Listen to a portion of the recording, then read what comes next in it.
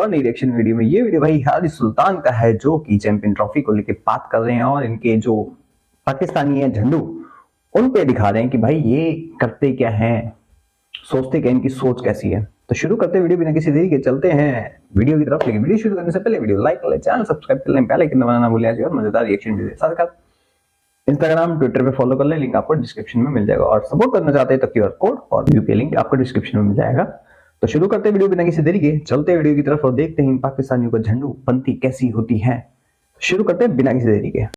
Alright मेरे प्यारे प्यारे दोस्तों, मैं हूं हारिस सुल्तान और चैंपियंस ट्रॉफी बड़े जोरों शोर से चल रही है। बहुत सारी टीमें अंदर है, बहुत सारी टीमों को शौक है। अफगानिस्तान भी अभी अंदर है, उनको भी उम्मीद है कि शायद ऑस्ट्रेलिया को हरा दे। लेकिन एक टीम है जो इतनी दुआएं मांगती है, और बल्कि सिर्फ टीम नहीं दुआ मांगती, उनके साथ आधा मुल्क भी दुआएं मांग रहा होता है अल्लाह मियां के साथ कि अल्लाह मियां आज के मैच जिता दे। लेकिन अल्लाह मियां ने ऐसे छितर मारे कि आखिरी मैच में, जिनमें इनकी शायद उम्मीद थी, वैसे मुझे उस पर भी उम्मीद नहीं थी क्योंकि बांग्लादेश ने टफ टाइम दिया इंडिया को भी, तो उनके ऊपर भी अल्लाह मियां ने कहा तुम्हें मैंने मैच जिताना, तुम्हें यहीं से जलील करके बाहर निकालना। ये पहली दफा हुआ पाकिस्तान की क्रिकेट टीम की हिस्ट्री में कि चैंपियंस ट्रॉफी में एक भी मैच जीते बगैर टूर्नामेंट से बाहर हो गया। लेकिन शर्म इनको आती नहीं। ये सोच की मैं बात कर रहा हूं। ये सोच जो है, ये सोच एक ऐसा धुतकारा हुआ कुत्ता है कि अल्लाह मियां इनको छितर मार के दूर दूर किया जाता है, दूर दूर किया जाता है कि दूर हो जा मेरे से। लेकिन ये फिर भी है मैच जिता दो।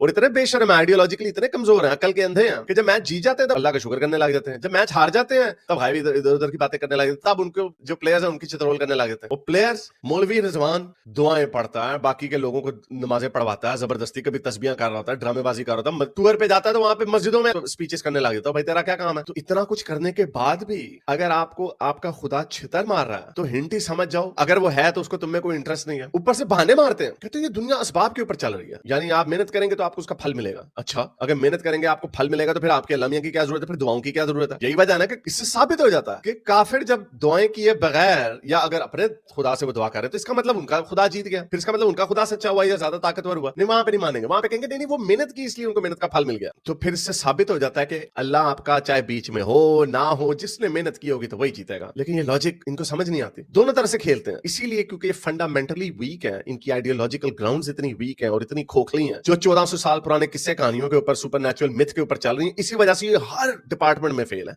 हर डिपार्टमेंट में फेल है। क्रिकेट में आगे क्यों जाएंगे, किसी भी चीज में आगे। और जितना ये गोरों के करीब थे, क्योंकि जाहिर बात है जब पाकिस्तान आजाद हुआ तो आहिस्ता आहिस्ता गोरों का जो होल्ड था, जो एंग्लो सैक्सन वैल्यूज थी, ब्रिटिश वैल्यूज थी, आई एम नॉट सेइंग कि they were perfect but they were obviously much better than these values. जैसे जैसे ये गोरे की वैल्यूज से दूर होते गए वैसे वैसे ये नीचे चले जाते गए।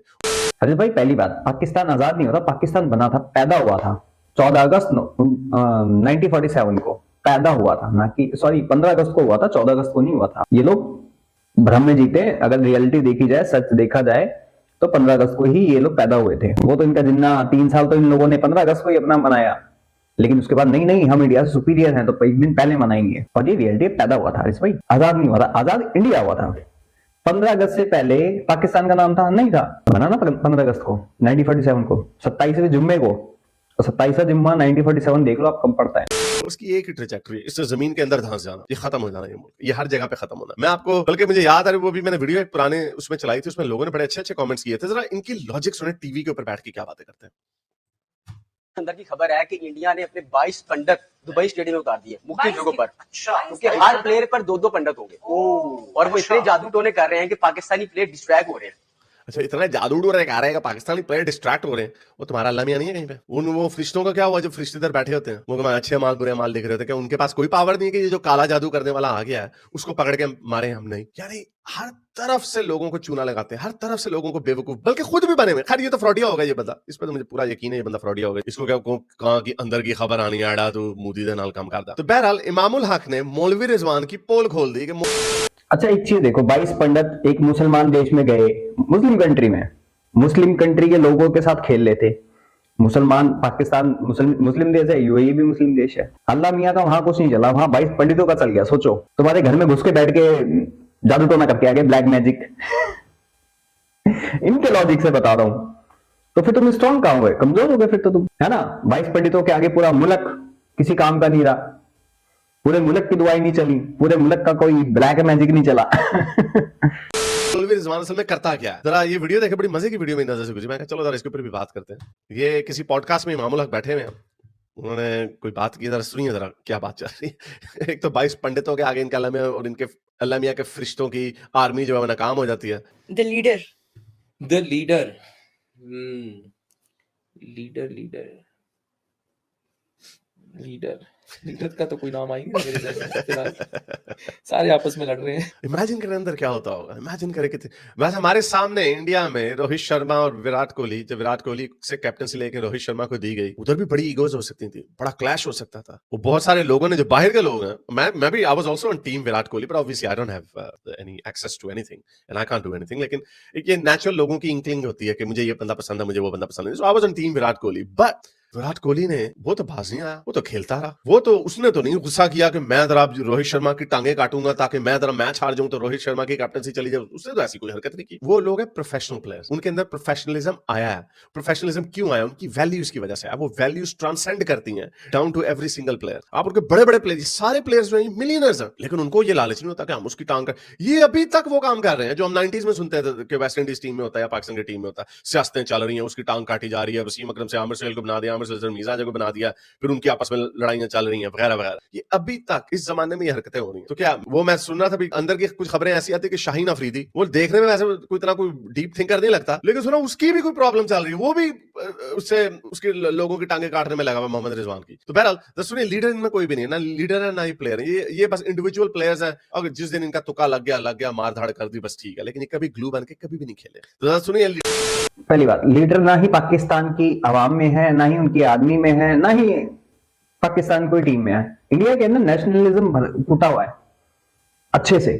कुछ लोग हैंगे जो बाबर को पसंद करते होंगे या शाहीन अफरीदी को पसंद करते होंगे। एक टाइम था कि शाहिद अफरीदी को, इंजमाम उलक को, शोएब अख्तर को पसंद करते थे। मैं भी देखता था मैच, एक टाइम था उस टाइम पे। शोएब अख्तर की बॉलिंग मेरे को पसंद थी, इंजमाम उलक की मेरे को बैटिंग पसंद थी। वो खड़े खड़े छक्के मारता था, खड़े खड़े मारता था वो, एक टाइम वो था। लेकिन आज का टाइम है, तुम्हारे गोवर प्लेयर को कोई पसंद नहीं करता। तुम्हारा बाबर आजम तो मुझे किसी एंगल से वो सीरियस बंदा लगता ही नहीं है, ना ही तुम्हारा ये रिजवान लगता है, ना वो तुम्हारा वो सोफे से शक्ल वाला, क्या नाम है उसका, मैं तो भूल गया, वो चूना टेपिया, हरीश टेपिया, वो भी लगता मुझे किसी एंगल से प्रोफेशनली नहीं लगते। भाई साहब यूएस गए थे, $25-25 लेके डिनर पे जाते हैं ये लोग, 50-50, 7-8 लाख रुपए लेते हैं। उसके बाद भी भाई तुम अपनी टीम के लिए खेलो, अपने मुल्क के लिए खेलो। नहीं, इनके अंदर नेशनलिज्म नहीं है, बस खाली इनके अंदर क्या है, इस्लामिज्म। जहां देखो ये घुसा देते हैं। ये था मेरे ख्याल से रिजवान था ना, कहीं गया था दूसरी कंट्री में, तो बाहर रोड पे इसने नमाज पढ़नी चालू कर दी थी। रिजवान ही था ना, या कोई क्रिकेटर था, याद नहीं आता मुझे। इनके अंदर ये है, ये प्रैक्टिस कम, नमाजें ज्यादा पढ़ते हैं,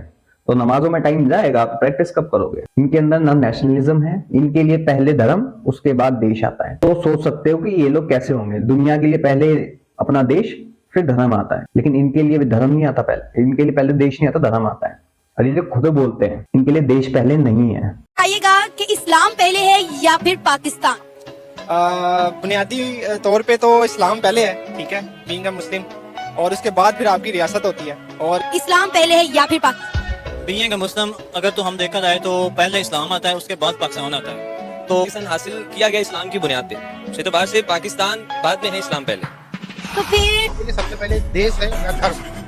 अगर देखा जाए तो धर्म जो है ना, देश से देश ज्यादा बड़ा है, धर्म छोटा है। लेकिन आपके लिए सबसे ज्यादा जो है धर्म जरूरी है या आपके लिए जो है देश जरूरी है? क्या कहेंगे? देश जरूरी है। आप पहले कंट्री है या आपका रिलीजन है, तो आपके लिए क्या सबसे पहले? जो एक सेकंड हो गया भाई, अगर जब देश रहेगा तभी तो आप धर्म की रक्षा करेंगे। जब आप देश के लिए कुछ नहीं करेंगे, देश के बारे में नहीं सोचेंगे, तो आप धर्म की रक्षा कैसे करेंगे? तो कहां से खेलेंगे बताओ मुझे। भाई ठीक है, तुम धर्म अपना मानो, किसी ने रोका नहीं है, तुम करो, लेकिन एक टाइम पे जब कहते हैं ना कि कर्म करना बहुत जरूरी होता है, जब कर्म ही नहीं करोगे, एक तुम प्रैक्टिस नहीं करोगे तो खेलोगे क्या, तुम पता कैसे लगेगा। विराट कोहली, रोहित शर्मा, ये लोग प्रैक्टिस करते हैं दबा के। क्या विराट कोहली मंदिर नहीं आता? बिल्कुल जाता है, इतनी सारी वीडियोस होंगी, कहां नहीं जाता वो। लेकिन वो पहले प्रैक्टिस भी करता है अपनी, जब ग्राउंड पे होता है प्रैक्टिस करता है वो छोटे मैच भी खेलता है। मतलब वो अभी कोई ट्रॉफी थी इंडिया के अंदर, याद नहीं आ रहा मुझे नाम, वहां पे खेलने पहुंच गया था बंदा। एक्सपीरियंस गेन करते हैं लोग, लेकिन तुम लोग एक्सपीरियंस गेन नहीं करते। जो छोटा आता है उसको दबाने की कोशिश करते हो, उसको छोटू बना देते हो तुम लोग। तो कहां से बनोगे? उस छोटू को भी नमाज पढ़ाने पहुंचा देते हो, और ये चीजें खुद खोल के बात होता है, अभी देखना आगे। लीडर का नाम जहन में नहीं आ रहा, तो मौलवी रिजवान किधर गया अभी हमारा? वो तो लीडर है बहुत बड़ा, वो तो उसके पास, उसके ऊपर तो अल्लाह ताला की भी पुष्प बनाई है, उसका क्या बना? सुनिए जरा। I love the honesty. Leader मैं फिलहाल इसको कहूंगा, रिजी को इसलिए कहूंगा क्योंकि नमाज के टाइम जो है वो सबको इकट्ठा करता अच्छा, है। ये उसकी बहुत अच्छी आदत है कि किसी भी ये तान साहब देख रहे हैं, नमाज के लिए इकट्ठा कर तू मौलवी इमाम मस्जिद है, तू है, तू पाकिस्तान क्रिकेट टीम का कैप्टन है। बड़े अरसे से मैं वैसे कहता चला आ रहा था कि इन लोगों ने जो इस्लाम हर चीज के अंदर घुसाया हुआ है। मुझे याद है एक दो टूर्नामेंट पहले पिछले साल मुबशर लुकमान ने भी यही बात की थी, यार ये इस्लाम को हर चीज के अंदर घुसा देते हैं। इस्लाम वो होली ग्रेल है, वो होली काव है जिसको टच नहीं कर सकता था, हर बंदा डरता था। लेकिन ये इन्होंने इस्लाम की भी मिट्टी इतनी पलीद कर दी है, इतनी पलीद कर दी है कि लोग शायद इस वजह से इस्लाम छोड़ने लग जाए कि मैच जीते वो अल्लाह भी जिता दिया अल्लाह। मतलब कोई बच्चे जो होंगे ना 16 17 15 साल के, वो सोचेंगे यार जब जीत जाते हैं तो अल्लाह जिता देता है, जब हार जाते हैं तब अल्लाह मियां को क्यों नहीं कहते। फिर एक उधर भी एक इन्होंने चोर दरवाजा रखा है कि अल्लाह मियां शायद हमसे नाराज है। अच्छा नाराज है अल्लाह मियां, तो बेचारे माथे टेकी जा रहे हो, नमाजें पढ़ रहे हो, और अल्लाह भी तुम्हारा तुमसे ज्यादा नाराज है, गोरों से नाराज नहीं। ऑस्ट्रेलिया इंग्लैंड से, हाल इंग्लैंड भी बाहर हो गया, लेकिन ऑस्ट्रेलिया से, साउथ अफ्रीका से नाराज नहीं, न्यूजीलैंड से। और उनको छोड़ो, सबसे बड़ा इंडिया, काफरिस्तान, बुतों के पुजारी, ओ अल्लाह उनसे नाराज नहीं होता यार, उनको ठपा ठप, ये लो जी, ये जीत लो। अच्छा, और एक्स्ट्रा फायदे भी देते हैं कि एक दुबई के वेन्यू में आप खेलें ताकि आप पिच से यूज्ड टू हो जाए, कंडीशन से यूज्ड टू हो जाए, और इतनी ताकत है उनमें कि अगर वो फाइनल में पहुंच जाते हैं तो छुट्टी। पाकिस्तान में जो इतने 20 सालों बाद कोई जो फाइनल हो रहा था कोई टूर्नामेंट का, इंटरनेशनल आईसीसी इवेंट का, वो भी नहीं होने देंगे। वाह यार, वैसे इतना जलील करते हैं। वाह भाई, अल्लाह मियां दो ही चीजें हो सकती है ऑनेस्टली स्पीकिंग, या तो अल्लाह मियां का वजूद नहीं है, जो कि हमारा मानना यही है, या फिर अल्लाह मियां को आपसे शदीद नफरत है, शदीद, इतनी ज्यादा नफरत है कि वो इंडिया की पपियां करने के लिए तैयार है, लेकिन आपसे नफरत है उनको। ये है आपका औकात। तो जरा सुनिए, जरा इसकी लीडरशिप क्या है, सुनिए इसको कहूंगा रिजी को इसलिए कहूंगा क्योंकि नमाज के टाइम जो है वो सबको इकट्ठा कर देता है। तो ये उसकी बहुत अच्छी आदत है कि किसी भी होटल में हम जाएं, जहां भी जाएं, सबसे पहले कमरा ढूंढना, उधर व्हाइट चादरें बिछाना। देखो कितनी अच्छी बात है, लोग कमरा ढूंढते हैं होटलों में जाकर गंदे 2 नंबर काम करने के लिए, लेकिन रिजी कितना अच्छा हमारा, कितना पीपल बच्चा है हमारा, देखिए नमाजें इकट्ठी करता है, चादरें बिछाता है। लोग चादरें बिछाते हैं और कामों के लिए, वो चादरें बिछाता है नमाज पढ़ाने के लिए, बच्चों को सीधा, लड़कों को सीधी राह पे लगाता है। उधर व्हाइट चादरें बिछाना और उधर किसी का आना सबका बैन कराना, जो वर्कर्स होते हैं वो नॉन मुस्लिम होते हैं, तो वो उनको। अच्छा, इसमें भी उसको थोड़ी सी स्मर्क दिया।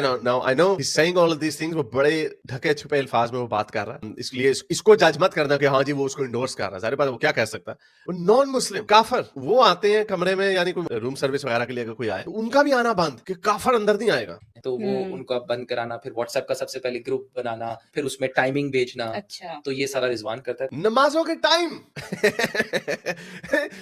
ट्रेनिंग का सेशन मिस कर देना, लेकिन जोहर की नमाज नहीं भूलनी। तो मौलवी रिजवान बजाय इसके क्रिकेट पे फोकस करे, वो करता क्या। और इतना मैं आपको बता रहा हूँ, ये तो पेड़े हैं, इनको गोरों की समझ नहीं। गोरे बेचारे शरीफ लोग होते हैं, वो किसी के कल्चर पे, किसी के मजहब पे कोई बात नहीं करते, तो इंक्लूसिव होते, कहते हैं माइंड योर ओन बिजनेस। वो उस्मान ख्वाजा वहां पे कहता है यहाँ पे मेरी शराब का वो स्पॉन्सर वीबी का टैग नहीं लगेगा, वो कहते चल कोई बात नहीं, ओके। तो उनको अगर कोई कुरान दे देता, अपनी लालो पोछो करने लग जाता, तो वो पागल है, वो इसको कोई बुरी बात कहेगा। ब्रायन लारा को भी इन्होंने मुसलमान करने की कोशिश की, वो बेचारे पोलाइट से तरीके से उधर चले जाते हैं। मैथ्यू हेडन वो जी मुसलमान होने लगा, डैरन सैमी कितने गए, हुए मुसलमान नहीं हुए। तो वीडियो चेक कर। पीएसएल में 5 गोरों ने कुरान लिया, रिजवान से लिया, रिजवान ने उनको कुरान दिया। वो सारे आके देखते हैं कि यार तुम नमाज पढ़ते हो, ये नमाज पढ़ने से तुम्हें क्या मिलता है? 0 बड़ा 0, कख नहीं मिलता। हो किसी गोरे ने ये नहीं कहा, किसी गोरे ने नहीं ये कहा। मोहम्मद रिजवान क्या लोग ये लेंगे मेरा कुरान ले, it's a very good book, you know, it's got beautiful verses in it. लोंडी शोंडी, सेक्स स्लेवरी, बंदियां बनाना, गर्दनें उड़ाना, उस हाथ काटना, कोड़े लगाना, बड़ी चीजें हैं इसके अंदर। अच्छा, ये पता इंजमाम लग क्या था, पता नहीं हरभजन को, कि हरभजन इस्लाम कबूल करने वाला था।